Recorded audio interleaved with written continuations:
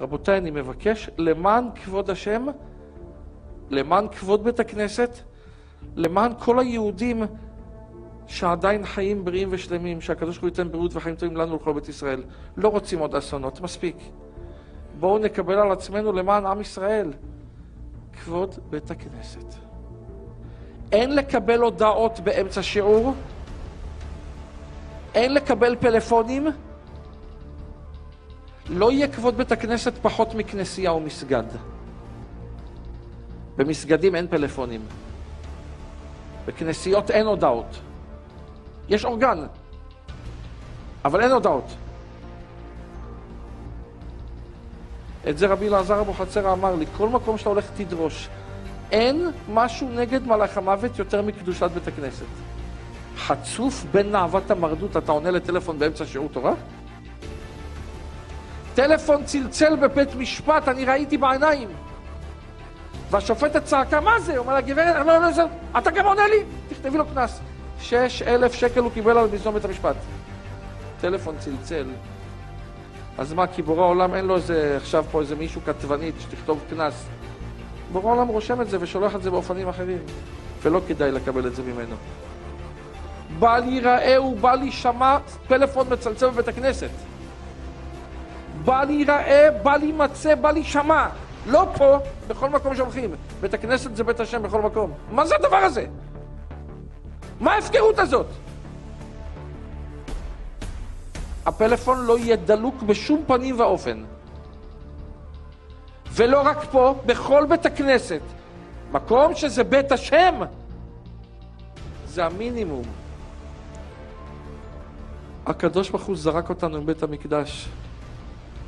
היינו מלכים, כהנים בעבודתם, לוויים בדוכנם, שירם וזמרם, ישראל במעמדם. בורא העולם זרק אותנו. זרק אותנו לגלות. אבל בורא העולם השאיר לנו חלק מבית המקדש. ויהי להם מקדש מעט, אלו בתי כנסיות ובתי מדרשות. ואתה בא גם לשם עם התינופת שלך? גם לבית השם אנחנו רוצים לטמות אותו? מה ההבדל בין האייפונים האלה לבין טלוויזיה? מה ההבדל בינם? אין בטלוויזיה מה שיש באייפון. מי יש לו אומץ להכניס פלזמה לבית הכנסת? מי הגבר הזה שיקום פה עכשיו? אני רוצה לראות אותו. לא פלזמה, לא! פלאפון כן? בנפשנו הדבר. מספיק עם ישראל סובל. מספיק אישה מתה בתאונת דרכים עם ילדה בת 3 שבועות בידיים שלה. מה עוד רוצים שיקרה, ריבונו של עולם? אותו ואת בנו כבר גמרנו. כבר כל החוקים נשברו. שברנו את הכל, גם בורא העולם שבר את הכל. מה עוד רוצים שיקרה? כל אחד יתחזק במה שהוא צריך להתחזק, אבל דבר שווה לכולנו זה בית השם. לא יהיה כבוד בית משפט, כנסייה או מסגד יותר מבית השם.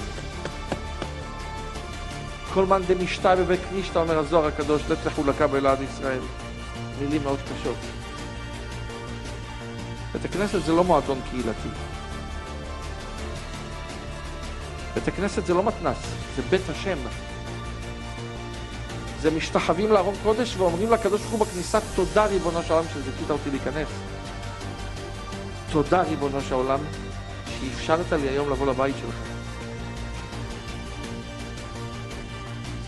שכחתי לכבות. שכחת לכבות? למה לפני סיטי אתה לא שוכח לכבות? למה? כי סיטי זה מפחיד? אלוקים יותר מפחיד.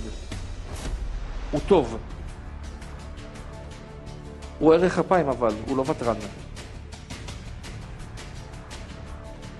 אם אתה מאמין שהשם פה, איך אתה מעיז? Torah Box, c'est la diffusion chaque jour de cours de Torah variés et innovants, adaptés à chacun.